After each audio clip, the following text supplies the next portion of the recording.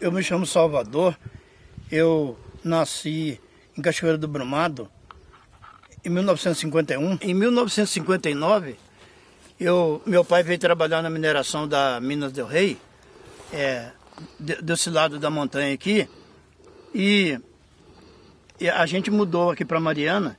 Sempre que tinha celebrações aqui, todo dia 26 de julho, nessa área aqui, a gente andava tinha vários conhecidos, várias residências, ainda tinha pessoas que eram da época da escravidão, que resistiram aqui. Aqui era uma vila completamente habitada na época da escravidão, porque era o pessoal está próximo da trilha e está entre meio Ouro Preto e Mariana. Esse muro é uma das partes da residência, faz parte, porque afora todos têm, atrás de nós, tudo tem aqui, tudo tem os muros das residências.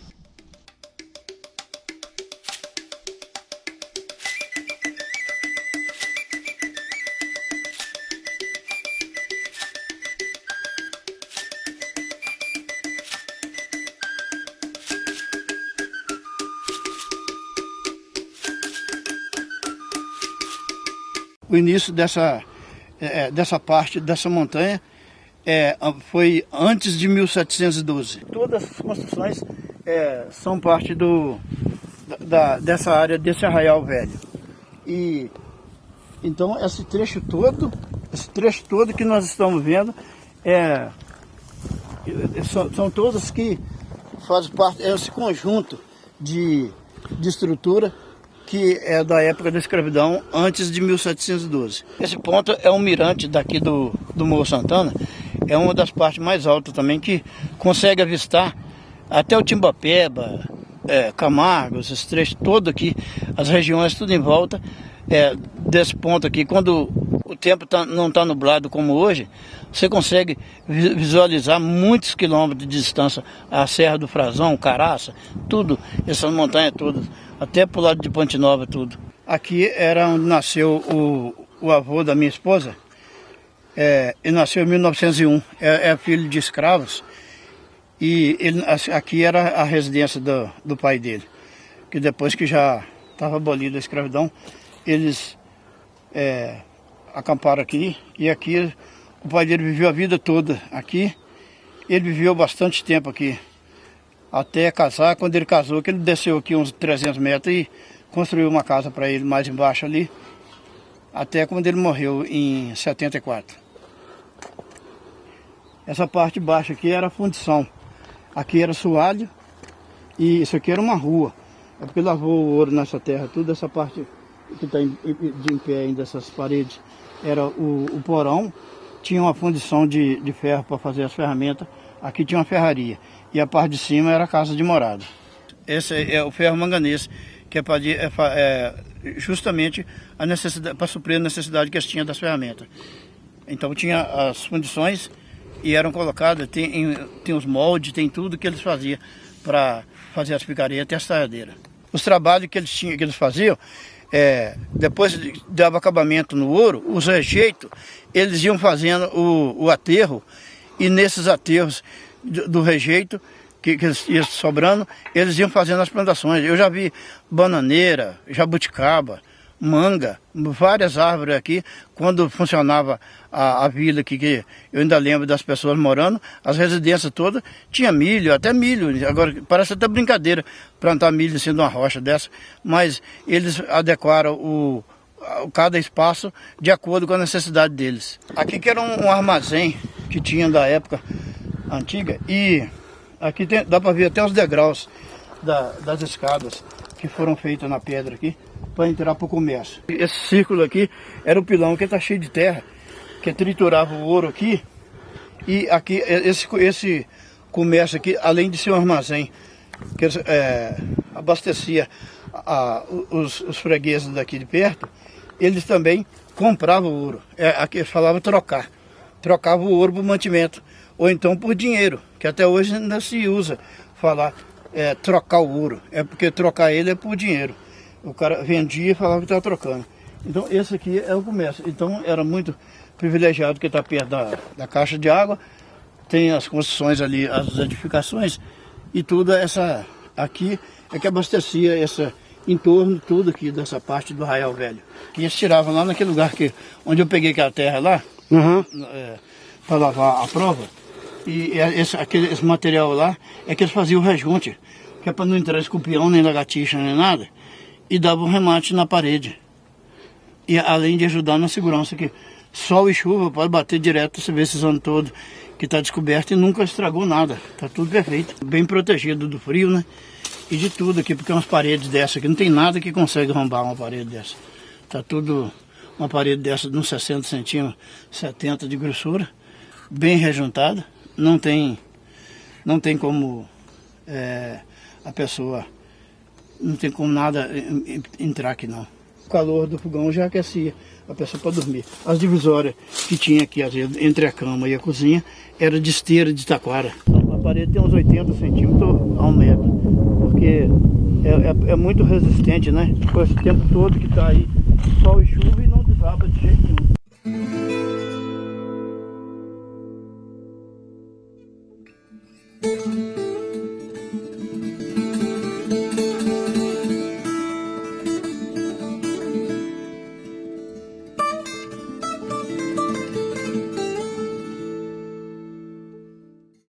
A água é vida, né? Se não tivesse a água, não tinha trabalho para ninguém. Então a água que proporcionou aquelas escavações das galerias todas que existem lá, as construções, as residências, a água é tudo.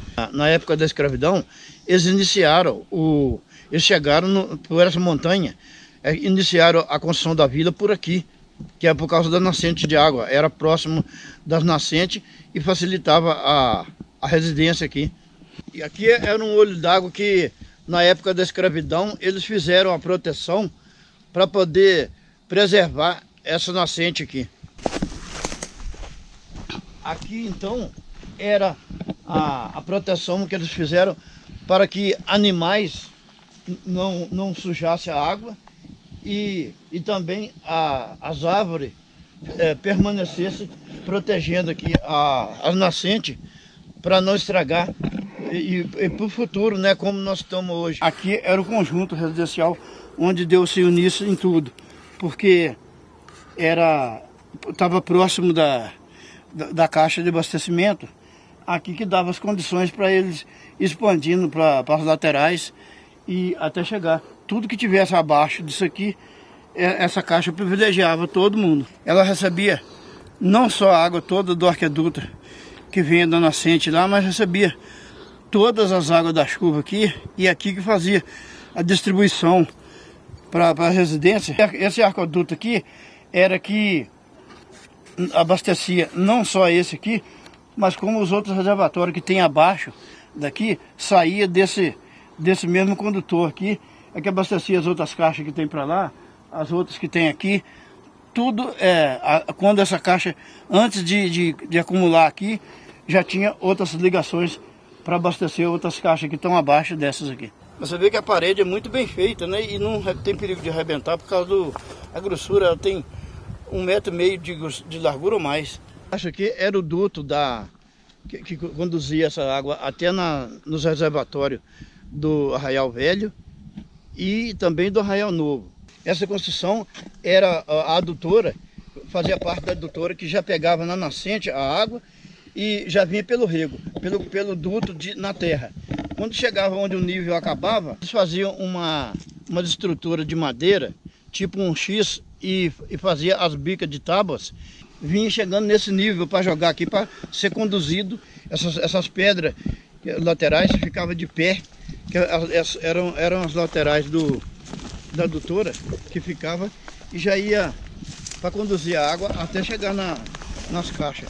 Aí aqui já não tinha bica de madeira mais não, eram todas essas bicas, aqui já o canal era todo na terra mesmo.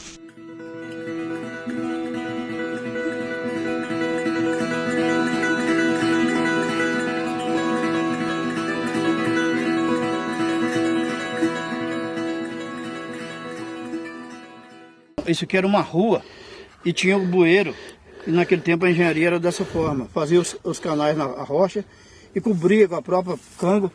Isso ia até sair lá, depois da rua. Essa área era toda mineração. Essas saliências que tem no terreno é uma galeria ou então um buraco de sarilho, que era a sondagem da época da escravidão e para refrigerar dentro da galeria. Essa é uma das galerias que estão acima do duto, né? Que às vezes na ocasião da escravidão ela podia produzir água e alimentar o duto que está logo abaixo. Então são várias galerias que foram feitas não só para extrair o minério de ouro, como também para as águas que brotassem dela fossem aproveitadas na adutora. Esse material branco é o arsênico, que é um veneno que é extraído da própria rocha, que ele vai brotando da rocha. E na época que os mineiros trabalhavam nessas galerias, o pó do arsênico comia o pulmão da pessoa toda. Ele ficava tuberculoso e morria muito jovem, porque a medicina não tinha o desenvolvimento que tem hoje, e aquele pó de pedra acumulava no pulmão da pessoa e ele acabava morrendo. Quanto mais novo ele fosse, mais depressa ele morria. Um escravo naquele tempo, ele não chegava a alcançar nem a lei do sexagenário, né? Ele morria antes. Começava muito novo, trabalhava enquanto tinha dia, mal alimentado, maltratado. E os riscos que o serviço propiciava para eles não durava quase nada. Já estava com 60 anos, alguns ainda chegavam, mas outros morriam muito antes disso. Opa! Aí tinha essa parte toda aqui, era o minério extraído aqui. Aqui já tem o sarilho. É um buraco de sarilho deve ter aproximadamente uns 25 a 30 metros de profundidade. É isso que é o perigo de andar aqui sem ter uma pessoa que conheça a região, porque fica coberto no mato. Esse buraco é como se ele fosse não só para a respiração da mina, mas de acordo que fosse aprofundando para dentro da serra, ele tinha um tripé como se fosse uma cisterna e um cavalete que puxava o minério por esse buraco. Além de ser uma coisa que, se desse algum arriamento que fechasse a porta, era uma saída para os garimpeiros que estivessem aí dentro.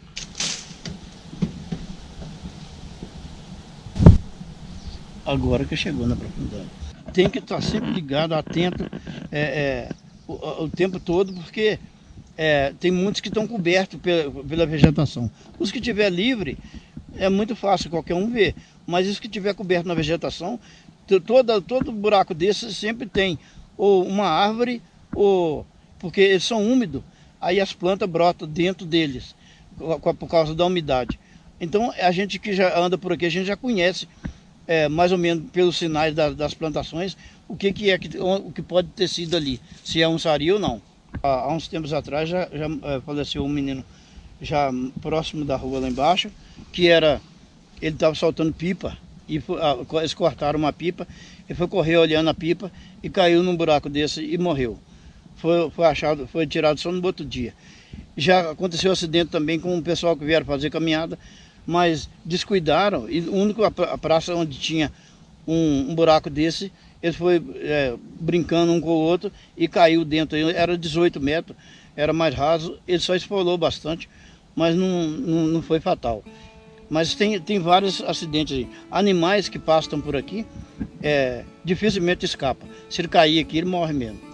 E esses assim são dos mais perigosos, porque são cobertos pela vegetação.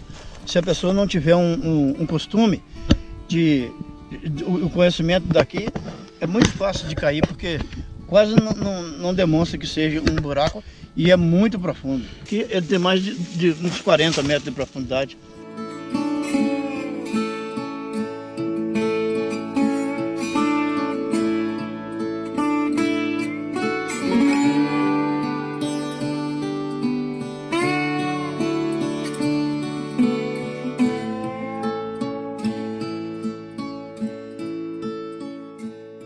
Eu estudei de 1960 a 64 no Soares Ferreira e não tinha mais escola.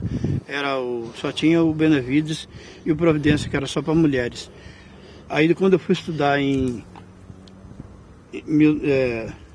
quando eu já estava com 52 anos, aí fui estudar nessa escola antiga do Morro Santana, quinta, oitava, e o professor foi fazer um trabalho de cultura com os alunos, e onde eu também era um deles. Aí ele perguntou o que era isso aqui. Eu falei que era uma igreja. Ele falou: e o que fizeram? O que aconteceu com essa igreja? Eu falei: venderam ela. Ele falou: mas não pode vender o patrimônio do povo. Vamos pesquisar para ver onde ela se encontra. Essa capela que deu o nome à nossa comunidade do Morro Santana. Ela existiu, começou a ser construída e foi edificada em 1712, porque em Mariana não existia bispo ainda. Era o Dom Jerônimo, o bispo do Rio de Janeiro, que autorizou os escravos para construir essa capela, mas ela foi demolida em 1970 até 78. Eles começaram a demolir nela aos poucos, porque quando não existia condição naquele tempo e não tinha estrada de carro, nem existia carro direito, e a gente acabou encontrando ela na UFMG e fizeram um acordo com o prefeito e o bispo da época, que estava responsável aqui, o Dom Geraldo Liro Rocha, e a gente conseguiu, depois de 4 anos, trazê-la de volta, e o material se encontra no Museu da Música, os altares, e as cantarias no Centro de Convenções. Esse aqui é um resto da cimalha que existia nas laterais da igreja, porque em 1935 a mina da Passagem tocava as galerias e deu uma reforma na parte dos 3 altares principais e até no coro da igreja aqui.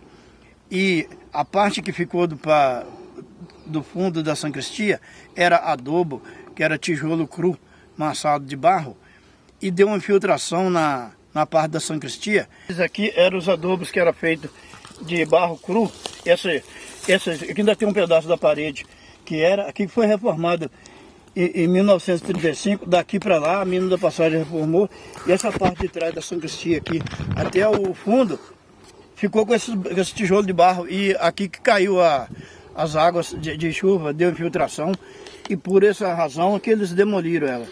Aqui é um dos altares que, depois que a gente retomou as celebrações da Senhora Santana, aqui é o altar que a gente trazia a imagem e colocava aqui para fazer a celebração. A gente aproveitou esse altar aqui, porque o altar era de madeira montado aqui em cima. A gente pegou essa pedra do piso, colocou aqui, e aqui colocava o altar, celebrava aqui. Aqui era a frente da igreja, que era a parte principal. Ela tinha 4 portas.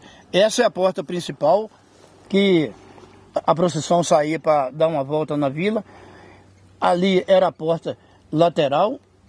Ali tem os 3 altares. O do centro é o principal, e direito e esquerdo, que eram os auxiliares. No fundo tinha uma porta com um telhado redondo, e atrás daquele altar principal tinha uma outra porta que tinha um jardim. Nesse canto aqui, ó, tinha um jardim, e tem uma porta aqui de entrada ali. Várias pessoas que foram sepultados aqui são meus conhecidos e uns irmãos do meu sogro. O último cara que foi sepultado aqui foi um moço chamava Elísio, que era o avô do meu genro.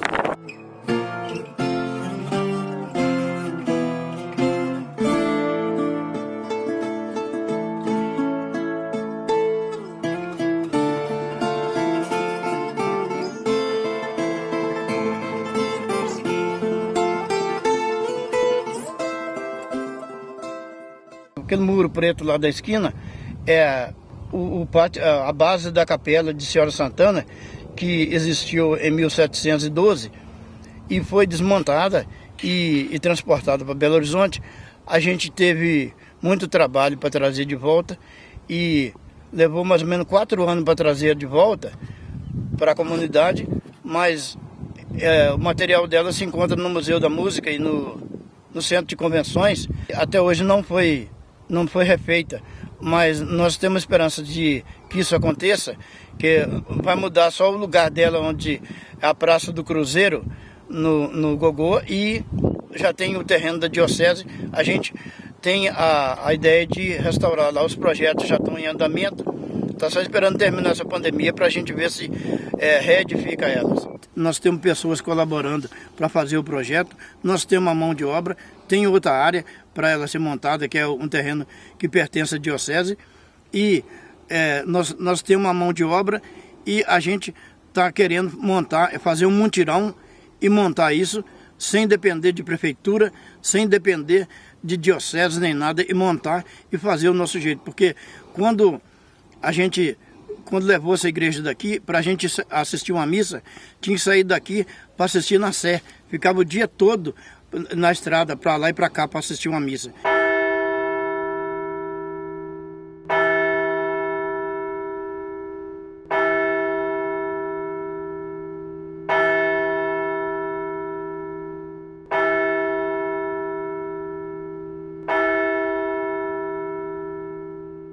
Isso aqui representa muito para a gente, que quando nós estando aqui, a gente faz uma viagem no tempo, na memória. Na ocasião eu tive conversando com pessoas dessa parte de turismo, e aí eu sugeri que a gente tem várias construções que estão ainda com alguma parte bem adiantada de preservação, mas estão danificadas por causa de vandalismo.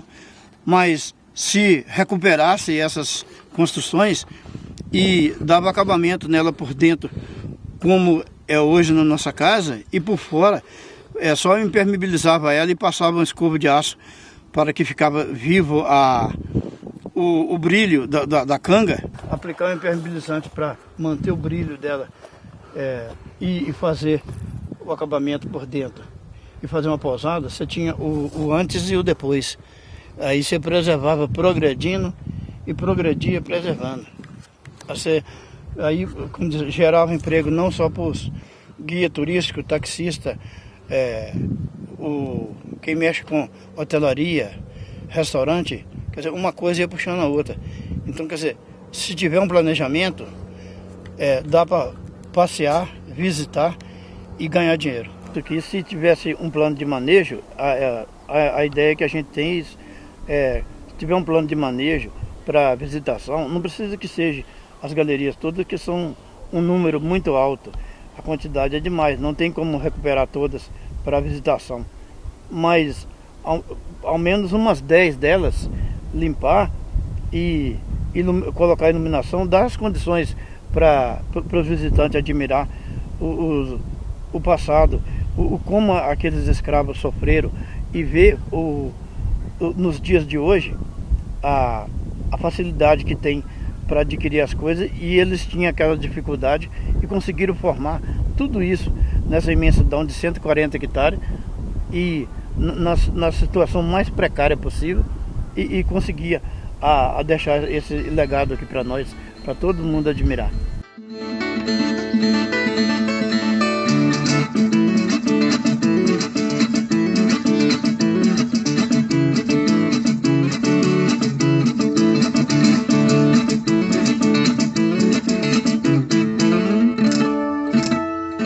Em 1970, 70 e pouco, ainda tinha algumas construções e tinha moradores ainda na vila.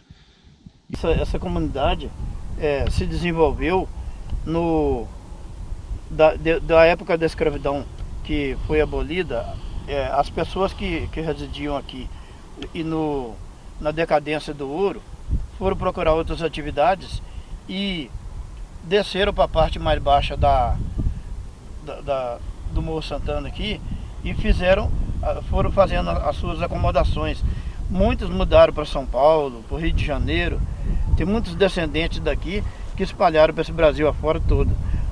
São várias famílias que são descendentes dos escravos que desceram e iniciaram essa comunidade onde a gente mora até hoje. Tem o pessoal do Zé do Café, os filhos dele. O Zé do Café, ele nasceu aqui também porque o o pai dele tinha uma casa aqui perto. Aquela construção que estava mais saliente ali era onde nasceu o pai do meu sogro, Aniceto Moreira. A família dos Moreira foram nascidos já minerava aqui, são todos descendentes de escravos mesmo. Ali é da Ricardina, Ismene e Tereza e o Roque pode deixar. A de dali é José Rosa, Antônio Conselheiro. Tinha os Usuada, a primeira casa da ponta lá vindo do Rosário. Tem muitos descendentes desse povo que viveu aqui, que habitou isso aqui. E não esquece.